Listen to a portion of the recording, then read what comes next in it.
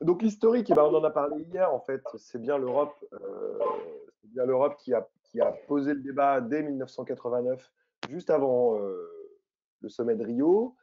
La taxe carbone, donc l'Europe vient au sommet de Rio avec. euh, et puis en fait, on a aussi Clinton qui propose une taxe carbone dès 93, mais qui finalement en fait est largement vidée de son sens par le Sénat et qui serait à l'origine d'une défaite écrasante des démocrates en 94.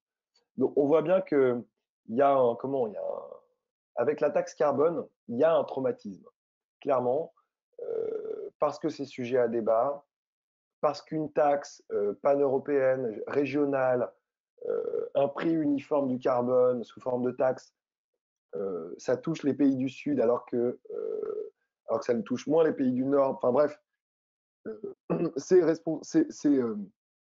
à l'origine de défaites cuisantes. En l'occurrence, là, les démocrates ont perdu le Sénat en 94. Donc, c'est un risque politique, c'est un risque de soulèvement populaire. Et évidemment, les Gilets jaunes en sont le meilleur exemple. Mais ça n'a pas empêché les pays du Nord de l'Europe, dès 2008, de mettre en place leur taxe carbone. Pardon, dès le début des années 90. Et ensuite, à partir de 2008, donc vous voyez, presque 20 ans après, on a des pays qui ont commencé aussi à mettre en place leur taxe. Donc c'est une taxe qui est ajoutée au prix de vente des produits et de services. Hein. Le montant est calculé sur le contenu carbone de ces produits et de ces services. Donc elle a vocation à inciter, c'est une taxe qui est incitative et qui encourage les comportements vertueux. Elle touche a priori tout le monde et en fait, elle incite à s'orienter, à déplacer ses choix de consommation ou ses modes de production vers des produits plus carbonés. D'autre part, l'objectif de la taxe carbone, c'est de générer des recettes fiscales qui vont permettre de réaliser des investissements bas carbone ou, dans une approche budgétaire, de renflouer les caisses de l'État. Est-ce qu'une taxe carbone est suffisante? La réponse est non. Euh, une taxe carbone seule n'est pas la solution. Elle doit absolument faire partie d'un mix d'instruments qui sont tous complémentaires. Donc il y a vraiment une boîte à outils des outils économiques de tarification du carbone. Et c'est tout l'objet là, de la mission qu'on mène aujourd'hui. C'est les ETS, c'est le système de crediting, c'est la taxe évidemment, mais c'est aussi beaucoup les réglementations et la cohérence en matière de subventions aux énergies fossiles, etc. Donc, plus les investissements verts, alors là, peut, on peut penser à l'explosion des green bonds et de la finance climat en général, avec la naissance du fonds vert pour le climat, des choses comme ça, mais la taxe carbone seule n'est pas suffisante, elle doit toujours être associée à d'autres instruments pour une mise en cohérence globale des dispositifs. Alors, à quoi sert une taxe carbone? Donc, en gros, cette fiscalité, elle doit aider les ménages à compenser la perte de leur pouvoir d'achat. Donc là, on parle de rétribution ou de recyclage des recettes fiscales. Elle peut aider en créant, en fait, c'est un nouvel impôt, hein, donc la création de ce nouvel impôt peut permettre de réduire la pression d'autres impôts qui portent sur le travail, par exemple, et qui vont incidemment, et donc de manière indirecte, faciliter la création d'emplois, qui définitivement va permettre une meilleure acceptation de la taxe. Ça sert, comme je l'ai dit, à renflouer les caisses de l'État, donc à consolider les recettes budgétaires et en fait à permettre à l'État d'avoir plus de revenus. Et puis évidemment, ça sert à investir définitivement dans la transition bas carbone. Donc là, vous avez la recherche d'une traçabilité de ces revenus vers des projets qui réduisent effectivement les émissions. Et vous avez un élément clé de la taxe carbone qui est la transparence des revenus fiscaux au service du nom de la taxe, hein. Quand on dit taxe carbone, on, on s'attend, en tout cas la population, à ce que ce soit dédié à la lutte contre les changements climatiques. C'est une taxe qui est payée par les entreprises et les particuliers. En fait, ça dépend de l'assiette, je dirais, de la composante carbone qui frappe les produits carbonés. Est-ce que c'est du pétrole? Est-ce que c'est le fuel? Est-ce que c'est du gaz? Donc, en fonction de l'assiette que représente la taxe carbone, c'est les particuliers et les entreprises qui vont payer. Une taxe carbone fonctionne quand le prix est élevé. Donc ça, enfin, je dirais, c'est le message de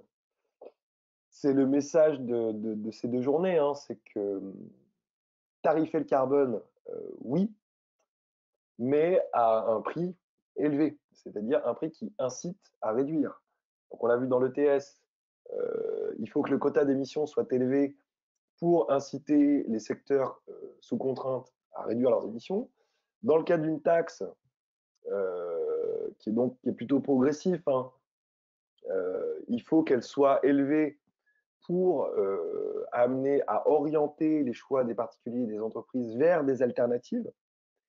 Donc je profite de ce moment-là pour dire que il faut une taxe, oui, mais si on oriente ceux qui vont payer la taxe, puisque tout l'intérêt d'une taxe, c'est de rendre incitatif une valeur, d'envoyer un signal prix pour faire déplacer la production et la consommation vers du moins carboné, il faut qu'il y ait des alternatives. S'il n'y a pas d'alternative et que vous détournez une population de produits et de services carbonés sans leur proposer de produits en contrepartie, ça ne sert à rien. Et là, vous vous trouvez face à des solutions, face à des situations comme les gilets jaunes, où on vous dit, où eux se sont retrouvés en fait face à une augmentation du prix à la pompe de l'essence, mais sans avoir la possibilité et l'accès à des situations de mobilité moins émissives. Je pense au transport public, je pense à du train qui soit abordable, et je pense à des véhicules électriques ou hybrides qui soient tout aussi abordables.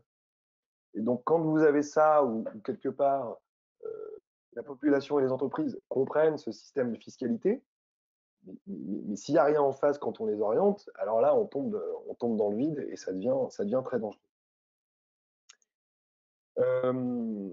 Donc le prix élevé, c'est vraiment une condition de succès pour réduire réellement les émissions de CO2, ce qui est quand même l'objectif numéro 1 d'une taxe. Le deuxième point, c'est la transparence sur l'usage des recettes.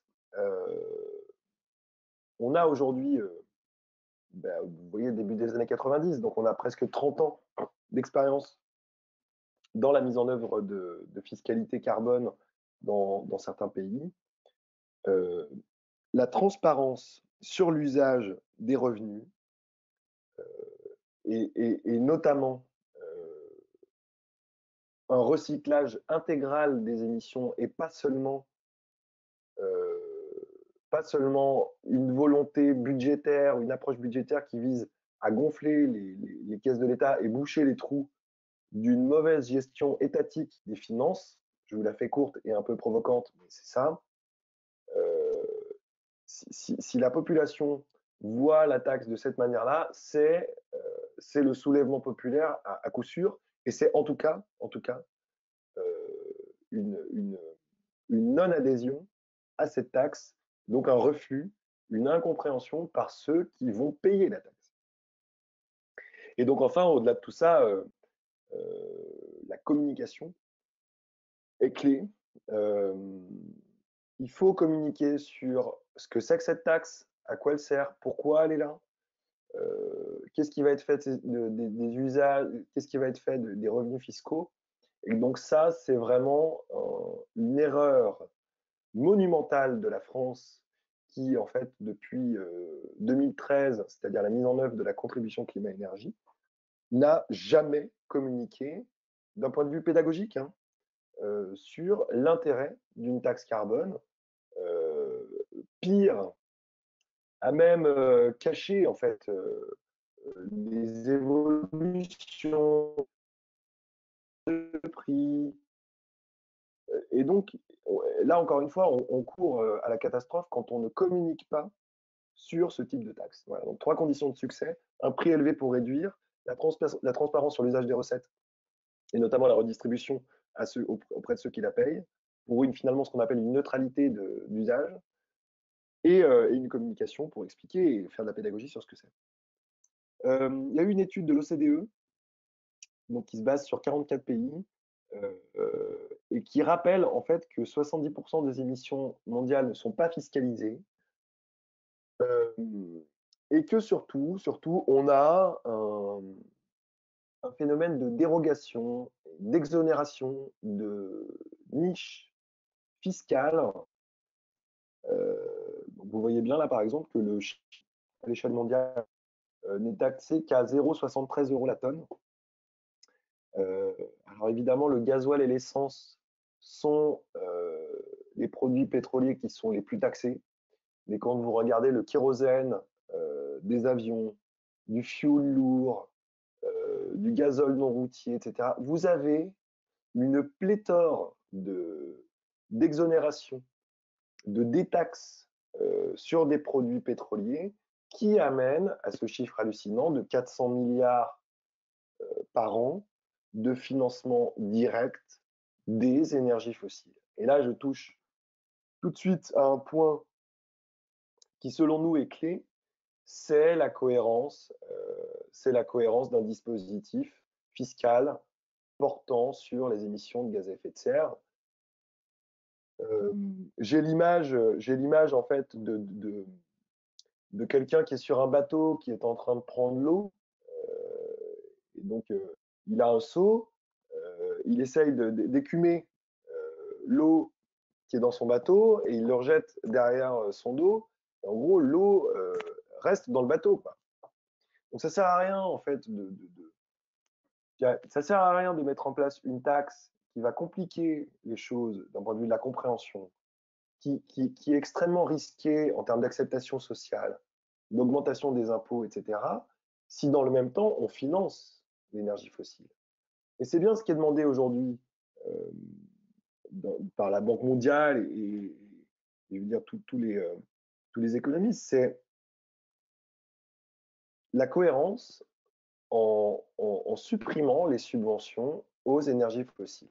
Avant même la mise en place d'une taxe carbone, c'est cette cohérence qui doit être vraiment la ligne d'horizon et la ligne de conduite d'une mise en œuvre de fiscalité carbone. Je vais y revenir. Et de toute façon, le sujet est identifié en Tunisie. Donc en France, on a eu donc la France, la contribution climat-énergie, c'est une modalité de calcul en fait à l'intérieur de taxes de consommation sur les produits pétroliers. Donc voilà, consommation sur les produits énergétiques, sur les consommations de gaz naturel et la consommation de charbon. Donc en fait, ce n'est pas une taxe en tant que telle, c'est plutôt une composante carbone de plusieurs taxes. Donc c'est vraiment une modalité de calcul. Euh, Elle touche tout le monde.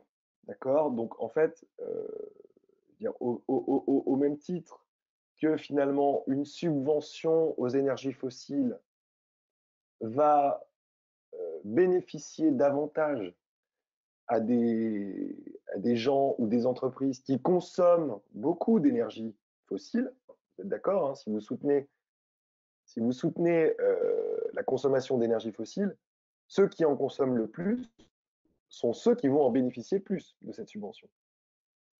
Donc vous avez une forme d'injustice là parce que les ménages les plus riches sont ceux qui consomment le plus d'énergie. Okay, et donc là, en fait, on a effectivement ce problème-là sur la taxe carbone en France à l'inverse.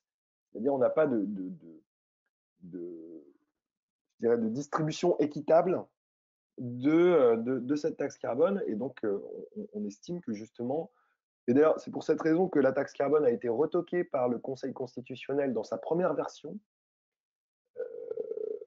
parce qu'elle n'était pas, elle représentait une injustice devant l'impôt dans la population française. Et donc, il y a une étude qui montre que elle pèse, cette taxe, 5 fois plus dans le budget des ménages les plus modestes que dans le budget des ménages les plus aisés. Donc, en fait, finalement, il n'y a pas d'ajustement et de vision équitable de la taxe carbone au regard de la consommation, de la taille du ménage, etc. Euh, le lieu, en effet, aussi un rôle important. Il y a une inégalité face à cette taxe qui peut exister du fait de son lieu de résidence, puisque dans une ville, vous allez être amené à moins utiliser votre voiture, parfois à bénéficier de systèmes énergétiques qui seront plus optimales, et donc qui vont, voilà, en zone rurale, vous allez prendre votre voiture, vous chauffez plus, etc. Donc, il y a une forme aussi là d'inégalité qui est clairement à ajuster et qui finalement a rendu. Alors voilà, vous avez le rôle des exonérations. Hein. Quand vous regardez dans l'aérien, le maritime et le routier sont exonérés et que dans le même temps, une famille modeste française paye sa taxe à la pompe, euh, c'est un terreau, c'est un terreau d'incompréhension et c'est le terreau de soulèvement comme on a eu par les Gilets jaunes. Et donc les Gilets jaunes trouvent son point de départ dans l'augmentation de la taxe carbone, alors que, et je vais refaire un tout petit peu l'historique de ce mouvement, alors que l'augmentation de la composante carbone au prix de la pompe, d'accord, le prix de l'essence ou du gasoil, représente moins de 5%. C'est-à-dire que l'augmentation du prix à la pompe est principalement liée à l'augmentation du prix du baril, qui du coup est totalement, enfin, sur lequel le gouvernement français n'a pas la main. Elle est liée à un rattrapage fiscal entre le gasoil et l'essence. On a chez nous une grande différence entre les deux. Et l'augmentation du prix de la tonne dans le cadre de la contribution climat-énergie, avec une trajectoire qui était assez raide hein, depuis l'arrivée de Nicolas Hulot, ça représente moins de 5%. C'est-à-dire que cette, c'est une étincelle en fait qui n'est pas justifiée et qui d'ailleurs très vite a dérapé sur d'autres revendications par les Gilets jaunes. Mais on estime que c'est plutôt une incompréhension globale sur le système fiscal français et en particulier sur cette histoire de taxe carbone parce que en face il n'y a. Je lui expliquais au moment des Gilets jaunes parce qu'on en avait. Je lui expliquais que c'était des gens qui manifestaient parce qu'ils voulaient avoir plus de trains et plus de bus.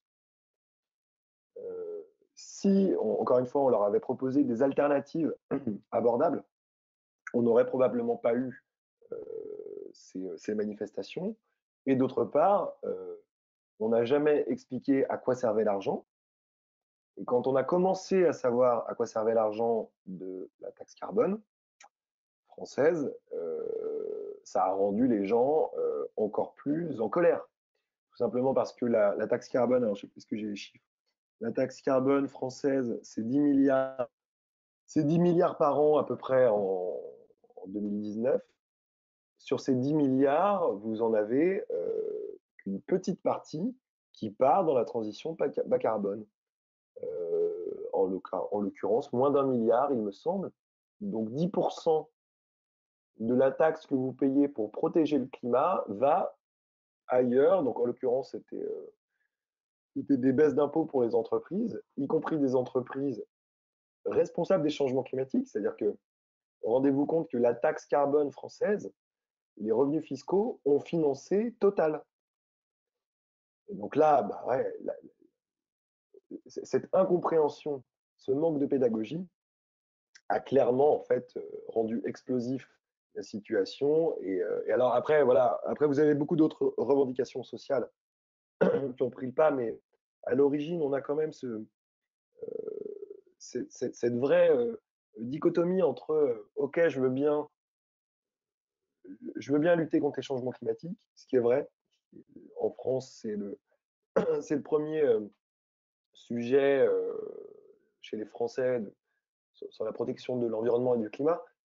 Mais je veux comprendre à quoi ça sert, quoi. Je veux comprendre à quoi ça sert et surtout, je veux revoir l'argent que moi j'ai donné. Et ça, c'est pas du tout le cas. La France, dans sa taxe carbone, est dans une approche budgétaire, c'est-à-dire je taxe pour renflouer les caisses de l'État et ensuite gérer mon budget. Il n'y a aucune traçabilité et recyclage intégral de la taxe carbone vers des projets et des produits bas carbone. Donc le sujet de la redistribution des recettes fiscales, bah, il est clé en fait. Donc on a aujourd'hui, dans l'ensemble des recettes fiscales liées à la taxe carbone dans le monde, on en a quand même 46% qui sont investis dans des projets bas carbone. C'est le cas du Québec et du Canada. Alors, au Canada, vous avez une région qui s'appelle, une province qui s'appelle la Colombie-Britannique, où vous avez près de 70% de la population qui aime la taxe. Alors, je ne sais pas si vous imaginez des gens qui porteraient. Alors, je mets au défi la Tunisie de. Donc, on se retrouve dans 5 ans ou 10 ans, et j'aimerais voir à Tunis des gens porter un t-shirt I love my carbon tax.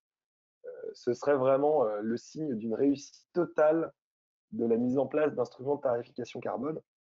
En tout cas, c'est le cas en Colombie-Britannique, où il y a 70% des gens qui adhèrent à ces taxes, et tout simplement parce qu'ils savent où va l'argent. Donc, beaucoup sont dans le secteur des transports. Donc, si vous offrez aux gens, encore une fois, la possibilité de se déplacer librement, sans polluer, sans que ce soit trop cher, etc., vous leur offrez un cadre de vie qui les amène à accepter cette taxe, quoi. On a une grosse moitié euh, qui est dans une approche budgétaire. Et donc, les revenus fiscaux euh, vont directement dans le budget général et sont redispatchés ensuite dans les charges de l'État et les dépenses de l'État. Donc ça, c'est problématique aujourd'hui. Euh, Peut-être que ça peut l'être moins sur d'autres taxes, mais quand on parle de changement climatique, de réduction des émissions de CO2, je pense qu'on a le devoir d'allouer ces revenus à des projets qui réellement réduisent les émissions et d'avoir la transparence. Parce qu'une fois une fois que les revenus fiscaux rentrent dans le budget de l'État, finalement, c'est perdu. La visibilité et la traçabilité, elle est perdue. Ensuite, il y a une aide sur d'autres taxes, alors qui doit être aussi là développée.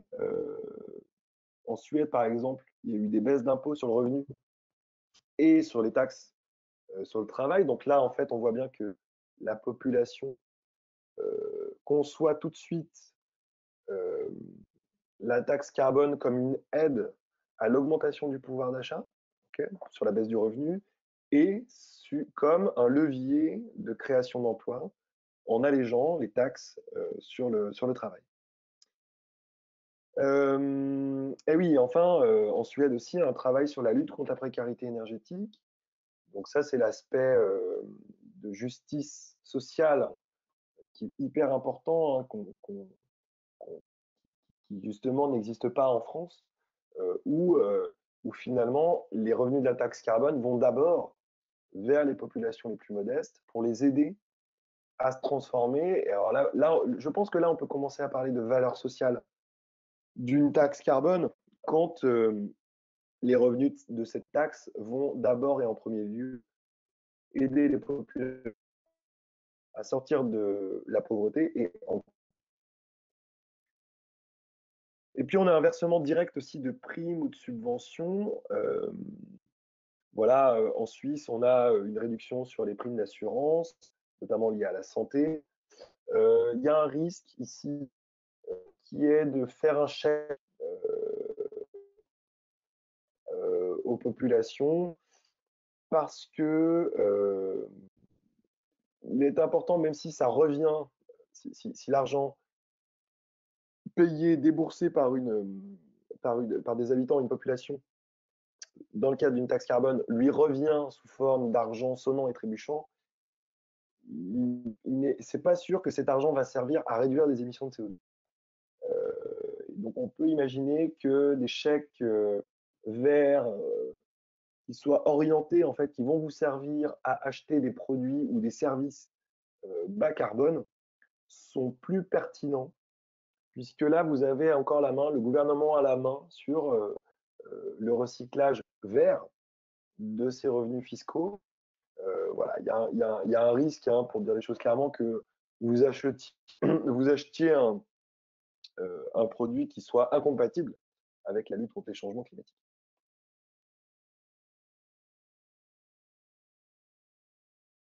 Une entreprise qui paye la taxe peut-elle la faire supporter par le consommateur final? Oui, exactement, et c'est ce qu'on observe en fait.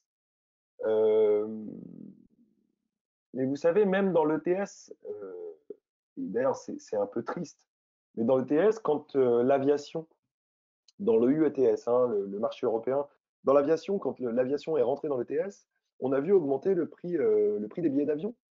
Et donc, en fait, cette taxe, en effet, elle peut être payée par l'entreprise, mais l'entreprise qui voit ses charges augmenter va augmenter le prix de ses produits et de ses services pour faire, euh, pour faire porter en fait l'augmentation, pour faire porter en fait la charge, la nouvelle charge liée à la taxe au consommateur final.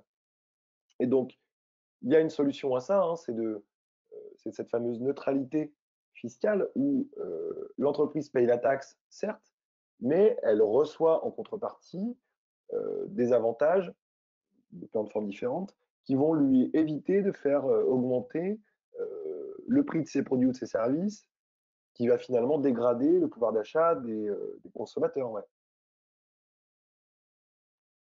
Voilà, panorama mondial sur l'utilisation des revenus. Hop, donc vous voyez en vert le fléchage sur les projets. En jaune, il y en a beaucoup, c'est l'allocation au budget général. Donc voilà, vous avez, c'est un peu la représentation de la slide. Donc le sujet de la levée des subventions, j'en ai un tout petit peu parlé, mais en fait c'est vraiment, voilà, c'est vraiment clé. Et on pense, nous, chez les consultants qui ont déjà travaillé, et là, Carbone 4, dans la rédaction de nos préconisations et de la note méthodologique récente, on pense très clairement que la première étape, c'est la levée des subventions qui sont financées par le gouvernement et qui pourraient être recyclées. C'est-à-dire que avant de penser à une taxe qui, encore une fois, peut être risquée, qui est nécessaire, hein, vraiment, qui est nécessaire, mais qui pourrait être risquée en termes de conception par les populations et les entreprises sur un impôt nouveau, sur un risque de compétitivité pour les entreprises. On pense qu'il faut commencer par le début. Et le début, c'est de lever les subventions à l'énergie, donc ce qui est a priori fait. Et finalement, cette économie réalisée par le gouvernement doit servir à réalimenter la transition bas carbone. Donc en fait, c'est simple, vous passez d'une subvention des énergies fossiles à une subvention de la transition énergétique. Donc là, vous avez aujourd'hui, nous, on a calculé, c'est vraiment un ordre de grandeur, mais on calcule que les subventions aujourd'hui sont de 72 dirhams la tonne de CO2 quand on veut la taxer à hauteur de 5 dirhams sur certains aspects. Donc c'est vraiment, comme je vous l'ai dit, dans les subventions aux énergies fossiles aujourd'hui n'ont pas de vertu sociale, dans le sens où vous subventionnez plus ceux qui consomment plus d'énergie. Donc il y a vraiment une cohérence d'ensemble à mettre en œuvre, et ça passe par une transformation de ces subventions aux énergies fossiles vers une subvention à la transition énergétique. Alors, un tout petit mot sur la tarification des secteurs intensifs en carbone. Je pense qu'Alain, justement, vous en parlera mieux quand il viendra. On vise les secteurs carbo-intensifs, donc les plus intensifs en carbone, comme dans l'ETS en fait. Et donc, on vise quand même à créer des cercles semi-ouverts pour les protéger, protéger ces secteurs-là en fait de multiples tarifications, en fait d'empilement de tarification du carbone, que ce soit avec un ETS ou avec d'autres taxes. Donc on essaye plutôt de voir les secteurs, donc là, comme en Tunisie, comme le ciment ou l'électricité, qui vont être concernés par une tarification du carbone. La crainte principale, c'est la compétitivité. La solution, c'est encore une fois, et comme toujours, la redistribution des revenus fiscaux pour aider l'entreprise à investir dans des solutions bas carbone.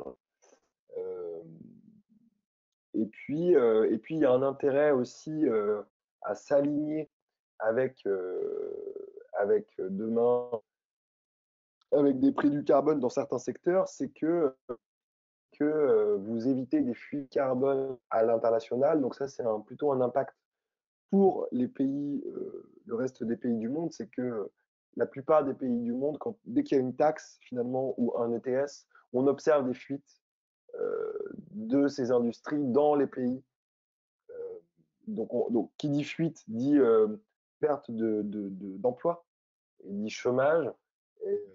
Et donc, en créant finalement différents cadres de tarification du carbone, on met tout le monde à niveau et il n'y a plus de problème de compétitivité, puisque finalement, on joue la même partition un peu partout dans le monde. Et donc, on a vraiment un aspect équitable entre les différents pays, qu'ils soient industrialisés d'ailleurs ou émergents.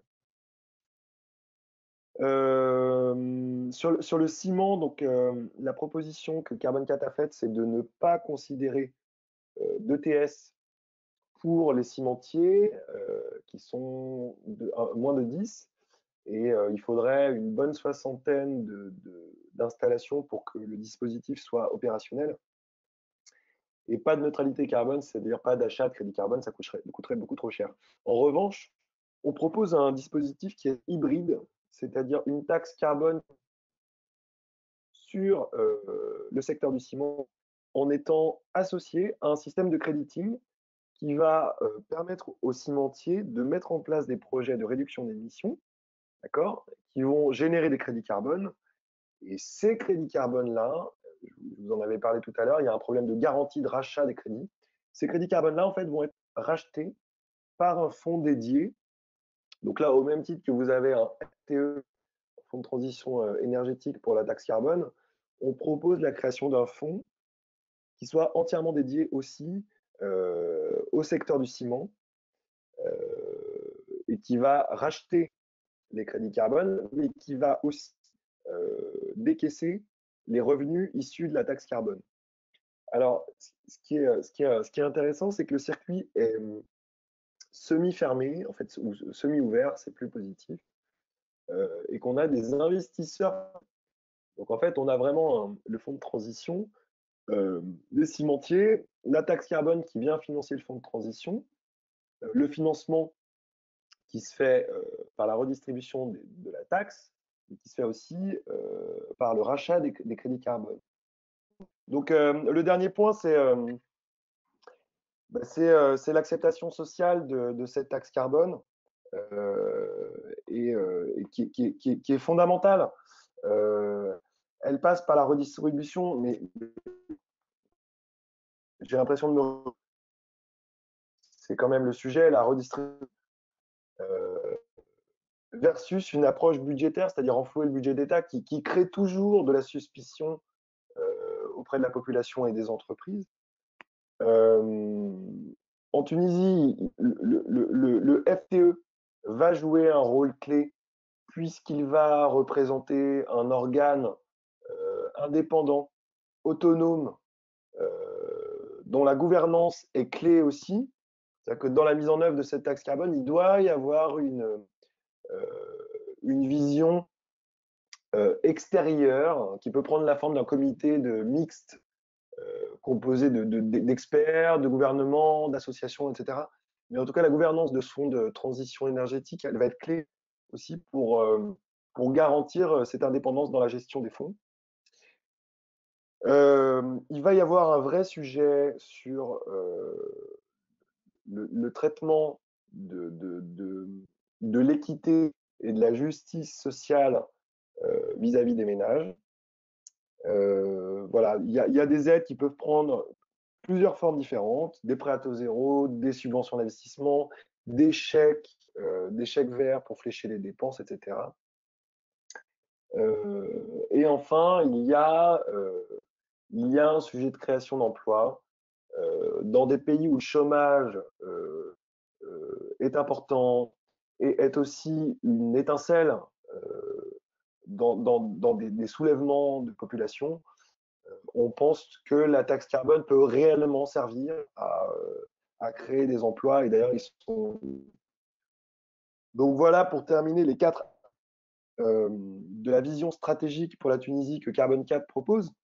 Donc cette cohérence qui doit passer par la suppression progressive, hein, il ne s'agit pas de rendre brutale cette évolution, mais une cohérence dans la levée des subventions, et puis une cohérence avec toute forme d'exonération, pour dire les choses très simplement, toute forme d'exonération, de dérogation, de cadeaux fiscaux doivent être absolument évités de façon à renvoyer un sentiment d'égalité face à l'impôt pour tous ceux qui vont le payer.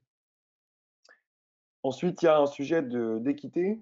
Donc là, on en a parlé juste avant, mais l'objectif est vraiment de redistribuer tous les revenus aux populations et aux entreprises, notamment au regard de leur situation en termes de développement. La résilience, la situation actuelle de la crise sanitaire nous apprend que rien n'est envisageable, que la vie et a fortiori le prix du baril est fait d'imprévus, et donc il faut prendre en compte, il faut avoir des scénarios alternatifs et donc être le plus résilient possible quand on met en place des instruments de tarification carbone. Ça veut probablement dire avoir un fonds de réserve pour les coups durs et amortir d'éventuelles crises. Et puis prendre en compte les effets mêmes du changement climatique, notamment sur de la consommation d'énergie, on peut penser à la climatisation, etc. Et enfin, il va y avoir un sujet de gouvernance qui va lier les trois, la cohérence, l'équité et la résilience. Et cette gouvernance, finalement, elle passe par le rôle affirmé du FTE. Elle peut passer aussi par donner plus de moyens à l'ANME. Elle passe par une représentation de toutes les parties, parce qu'on parle de fiscalité, et donc quand on parle de fiscalité, on parle de l'ensemble de la population et des entreprises qui va être touchée. Donc il faut une représentation des instances décisionnelles, donc ce qu'on appelle des commissions mixtes, qui permettent d'avoir un espace de discussion. Et ça, c'est fondamental pour concerter et pour atteindre un consensus où finalement des décisions seront défendues par ailleurs. Et puis après, vous avez le sujet de la communication, qui va vraiment être fondamentale pour faire de la pédagogie. Voilà, on a proposé des axes de communication sur ce sujet-là, avec des messages et des outils dédiés. Mais ça, il faut commencer dès aujourd'hui pour pour proposer aux entreprises et aux populations de, de comprendre quel est ces instruments de tarification.